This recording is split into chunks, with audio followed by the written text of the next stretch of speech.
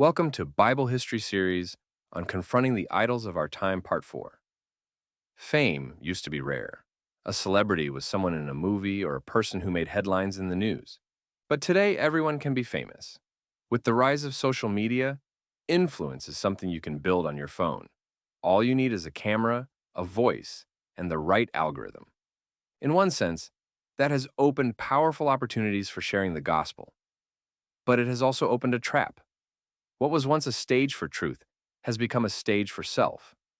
What began as a tool has become a temptation. And for many, fame is no longer a byproduct of doing something meaningful. It is the goal itself. Today, we expose the idol of fame, influence, and social media. This idol is different from the love of money or political power. It is not always about control or greed. It is about being noticed, being seen, being known. The desire to matter in the eyes of the world. And it has crept into the church. Many Christians are no longer driven by a hunger for holiness, but by a hunger for an audience. They are not asking, how can I be faithful? They are asking, how can I be followed? Let us begin by defining what fame is in our time. Fame is no longer about having your name in the newspaper or your face on a billboard. It is about how many followers you have, how many likes your content receives, how many people watch your stories, share your videos, and quote your words. Platforms like Instagram, TikTok, YouTube, and even Christian content sites have created a system where influence is measured numerically.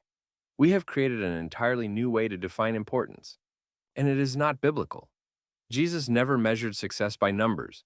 In fact, when the crowds grew too large, he often said hard things that caused people to walk away.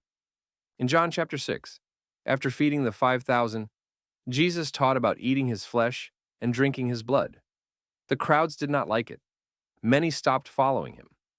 But Jesus did not change his message to keep the crowd.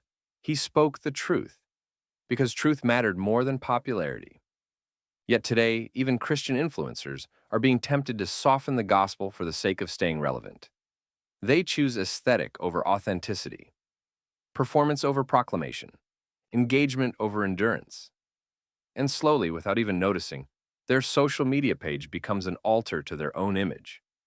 Jesus gave a very clear warning in Matthew 6:1. He said, "Beware of practicing your righteousness before other people in order to be seen by them, for then you will have no reward from your Father who is in heaven."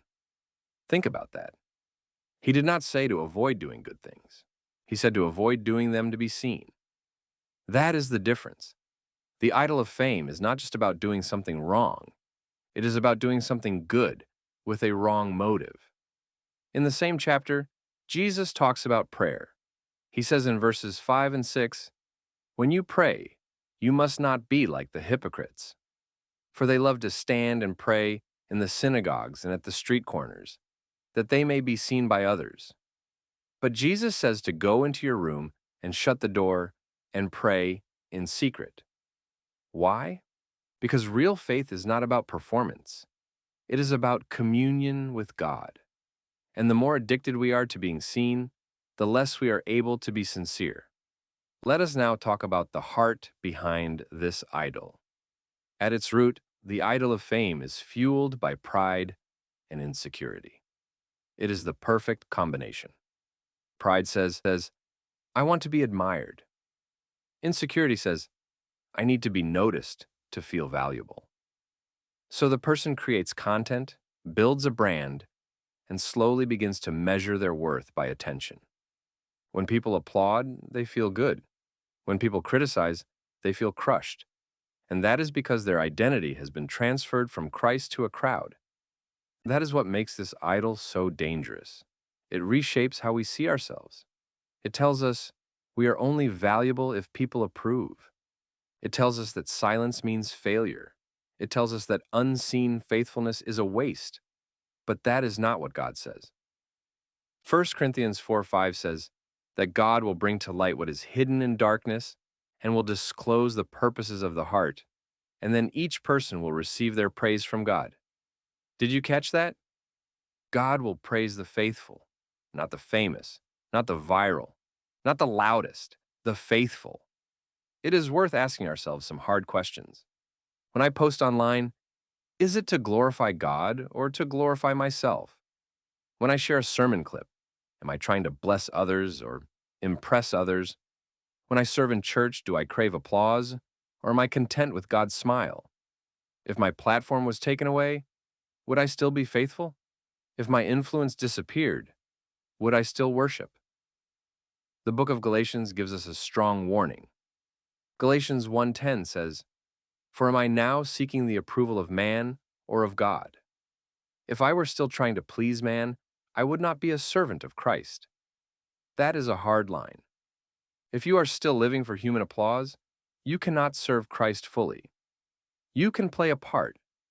You can say the words, but your loyalty will always be divided. Now let us talk about social media itself.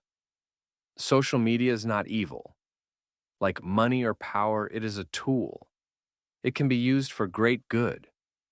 There are faithful men and women using it to preach the gospel, to teach scripture, to encourage others, and to build up the church. But even a good thing can become an idol when it takes God's place in your heart. Social media addiction is real. Many people check their phones dozens of times a day, not out of need, but out of habit. Their first instinct in the morning is not prayer, but scrolling. Their joy rises and falls with engagement. If a post performs well, they are excited. If it flops, they are discouraged. They are no longer free. They are enslaved to the algorithm. And the algorithm does not care about your soul. It rewards shock. It rewards controversy. It rewards performance. It is not designed to make you holy. It is designed to make you addictive. Now think about how that shapes the church.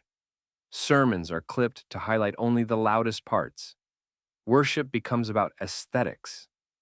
Preachers become performers. Truth is edited down to keep people's attention. And worst of all, many people confuse spiritual influence with spiritual maturity. They think someone with a large following must be anointed. But a big platform does not mean someone is biblical. Many wolves have microphones, and many faithful shepherds are hidden from the spotlight. We need to recover a biblical view of influence. Influence is not about visibility, it is about responsibility.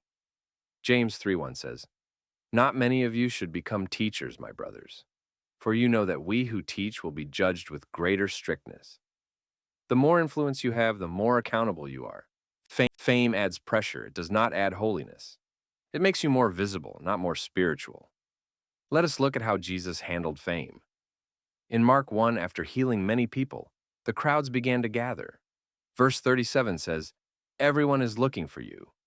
But instead of embracing the crowd, Jesus went away to pray. He withdrew. He refused to let fame define his mission. In John 6, when people tried to make him king by force, he withdrew again. Jesus never chased influence. He chased obedience. In John 12:43, Jesus rebuked those who believed in him, but were afraid to confess it publicly.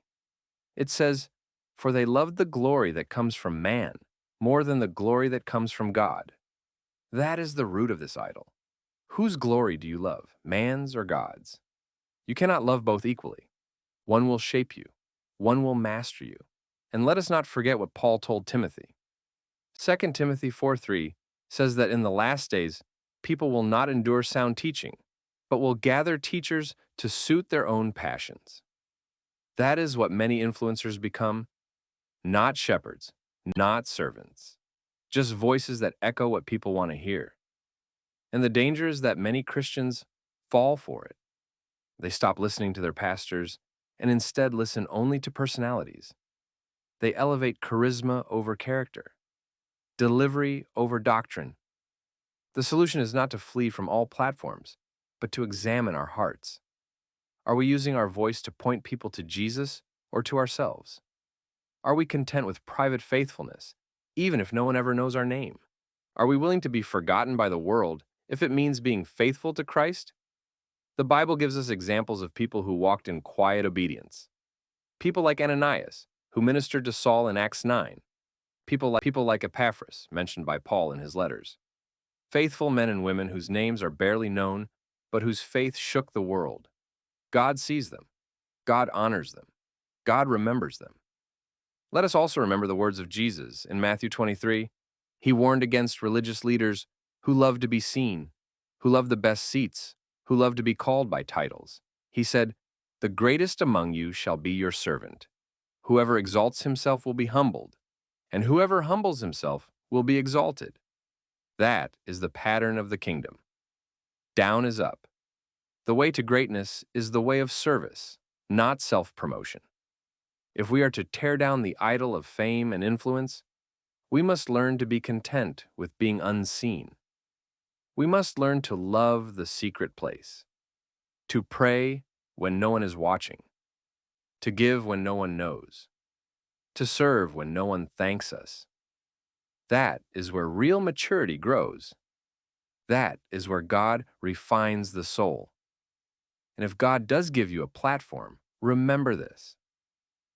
It is not for your glory. It is for His. It is not to build your brand. It is to advance His gospel. Use it with fear and trembling. Stay rooted in the Word. Stay accountable to godly counsel. Stay humble. And always ask, if this platform disappeared tomorrow, would I still be faithful? Let me close with this. The world is filled with noise, with people shouting to be heard. But God is still found in the whisper.